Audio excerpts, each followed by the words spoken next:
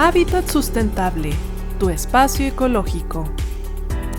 Hola, vamos a abordar el tema del desarrollo sustentable, este término que ha sido muy utilizado en el ámbito social, político, económico y que para ello es necesario pues que tengamos una serie de definiciones muy puntuales. Lo primero es definir la diferencia entre sustentable y sostenible, y si nos referimos al vocablo en inglés como es de Sustainable Development, que se define más o menos que es continuar con algo de manera periódica, de manera lineal, sin que esto decaiga o que nos demos por vencido. Bueno, más o menos es lo que la diferenciación reside en eso, puesto que sostenible se refiere a tomar pues puede ser hasta un objeto, alguna situación, y después desecharlo o dejarlo por un rato o dejarlo definitivamente. Y sustentable no, es tomar un objeto o una situación y continuar indefinidamente hasta agotar de qué se trate ese recurso. De las definición más aceptables, o la que es oficialmente aceptable, es de la Organización de las Naciones Unidas y la Comisión Brundtland, que lleva el nombre de la señora Harlem Brundtland, que fue la primera mujer en ser primer ministro de Noruega, y que nos dice que este desarrollo sustentable es aquel que satisface las necesidades del presente sin comprometer la capacidad de las generaciones futuras para satisfacer las suyas propias. Si vemos otras definiciones, se refieren básicamente a lo mismo, aunque incluyen los factores, por ejemplo, de agotar, sobrecargar o desaparecer los recursos, que es, de cierta manera, es esto a lo que se refiere la primera definición. Este concepto pues ya ha caído en una serie de banalidades, se puso pues de moda, podemos decir, con su puesta en acción en la década de los 90, a finales del siglo pasado, principios de esto, ya empezamos a ver que toma parte de, por ejemplo, agendas políticas, propuestas políticas. El gobierno, la gobernanza empieza a manejarse en ese sentido, empiezan a aparecer secretarías de desarrollo sustentable y o con el objetivo o el sustantivo de sustentabilidad o sostenibilidad según sea el caso. Sin embargo, pues esto se ha banalizado, podemos encontrar productos en el mercado que se dicen ser sustentables y no necesariamente es que se van a recargar o vayan a ser utilizados por varias generaciones. Algunos autores definen que pues esto viene en 3 dimensiones, hay otros que hablan de otras más, pero básicamente es esto, ¿no? El medio ambiente sería la dimensión físico-biológica, la dimensión económica y la dimensión social, ¿sí? Estos 3 tendrían que estar equilibrados, y pues se nos indica con este autor Acker que la adhesión podría representarla la dimensión política, entendiendo la política, como definía Abraham Lincoln, el arte de la negociación entre las personas. Esto es, cómo vamos a interrelacionarnos, cómo vamos a relacionarlos, cómo se va a poner en marcha. Les cito un ejemplo: dimensión económica y dimensión social. Ahí indica que es institucional. Eso se refiere a normas, leyes y reglamentos que nos dicta el gobierno en turno, qué es lo que se puede hacer para obtener sustentabilidad. Y bueno, si nos referimos al medio ambiente, son las relaciones y técnicas de apropiación de naturaleza con la dimensión social, ¿no? ¿Cómo se va a manejar? O sea, no porque yo tenga un título de propiedad, soy dueño de una serie de bosques que no quiero que sean explotados, o que van a ser explotados irracionalmente, etc.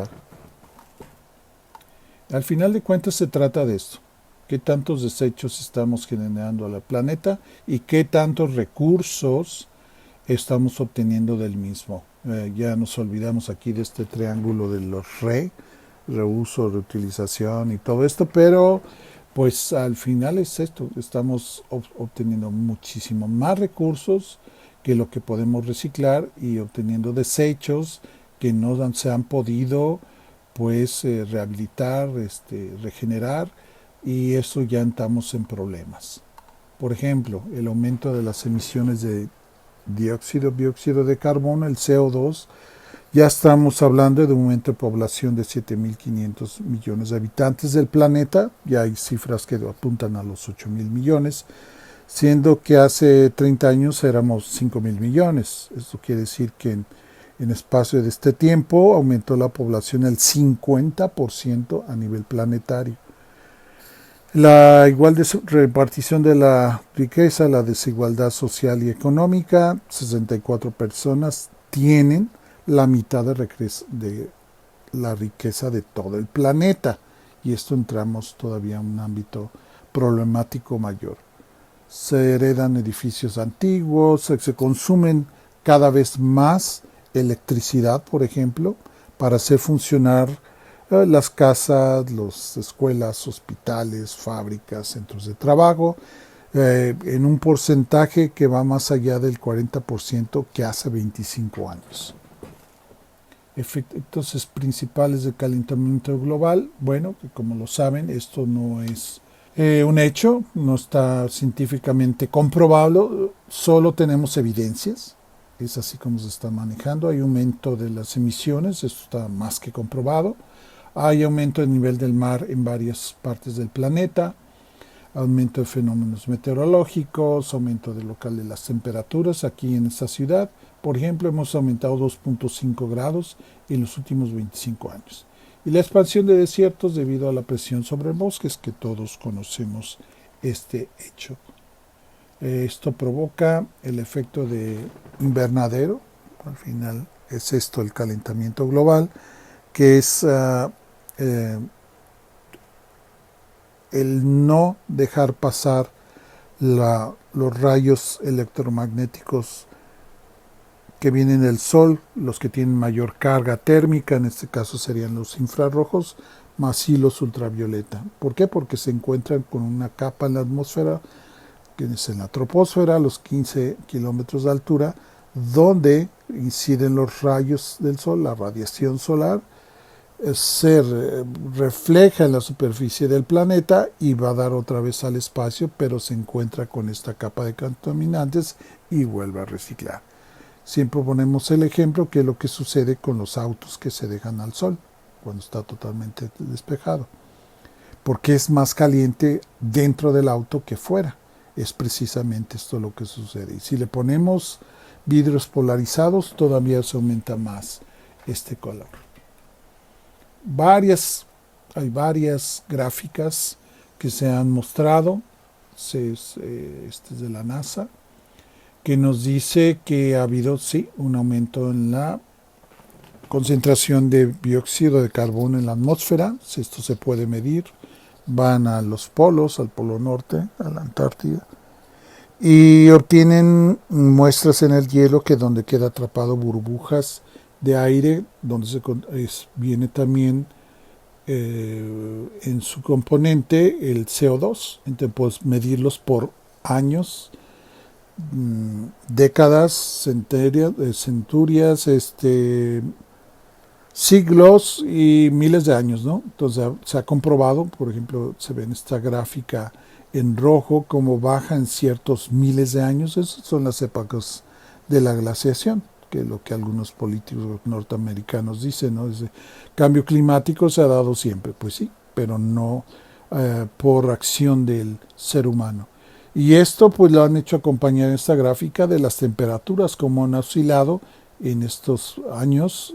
Por ejemplo, ahí hablan de, tomando como base del 60 al 90, cómo se ha disparado la línea del CO2 y que, bueno, pues va acompañado, por supuesto, de la temperatura, y eso se ha podido comprobar en varias partes del planeta.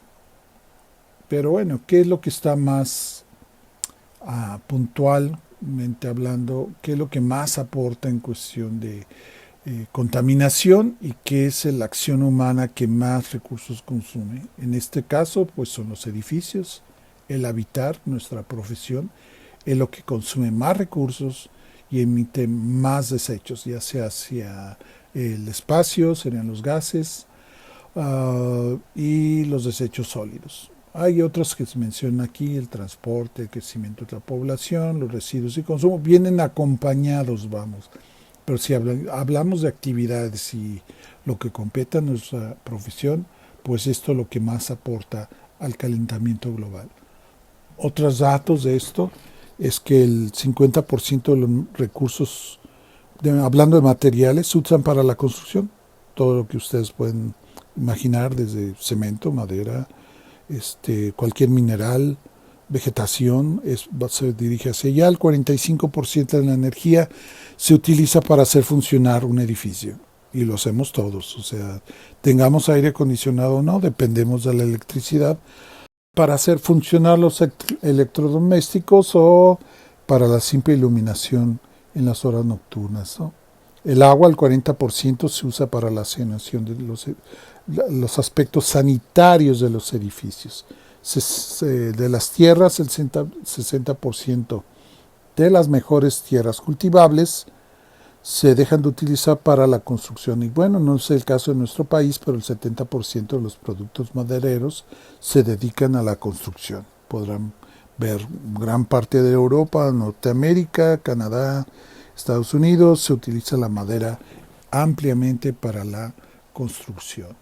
Las fuentes de emisiones de CO2, si hablamos de edificios, que de calefacción, iluminación, ventilación, 46%, edificios, la construcción 5% por el periodo, claro que va, no sé, 6 meses, un año, 18 meses, de transporte el 30%, y eso sí hay buena movilidad urbana, y la industria y la agricultura sobre el 20%.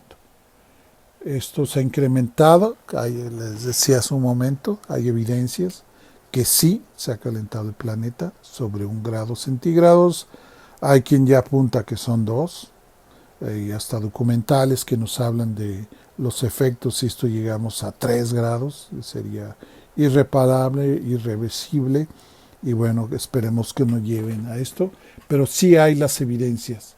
No hay pruebas fehacientes de todo el planeta, pero sí hay evidencias aisladas que en conjunto pues nos indican que este fenómeno está sucediendo. ¿Qué se ha hecho por parte de los países? Pues no se había hecho prácticamente nada hasta el 92 en la Cumbre del Río, que es la primera vez que se reúnen todos los países del mundo, prácticamente faltaron 5 o 7, en Río de Janeiro, Brasil, para hablar única y exclusivamente del medio ambiente. Luego vienen otras tantas reuniones, que ahorita hablamos de ellos, pero en Río no sucedió gran cosa.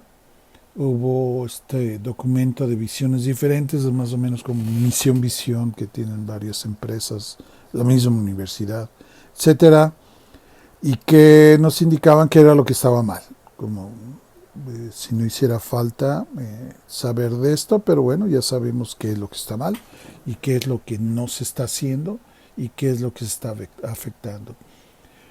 Llegar a un acuerdo para limitar esas emisiones, y había propuestas de energía renovable, transformación del carbono y energía nuclear. Bueno, en todos estos años que han pasado, 2 de estas 3 ya no se contemplan, que la energía nuclear y por lo del carbono. Carbono estaba promovido por los ingleses y su Commonwealth porque tienen demasiado carbono y que pues sabemos desde la era industrial ya no se usa tanto. Ahora lo usa China porque no tiene tanto petróleo y tiene mucha industria, pero no hay cómo controlar pues las emisiones. Sí hay filtros y catalizadores, pero no son muy eficientes.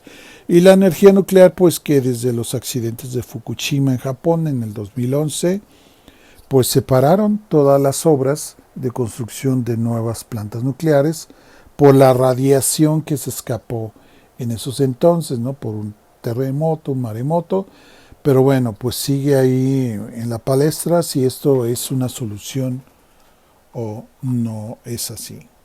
Protocolo de Kioto, en el 96 se acuerda firmar por primera vez un acuerdo en donde los países se comprometían a bajar sus emisiones de CO2.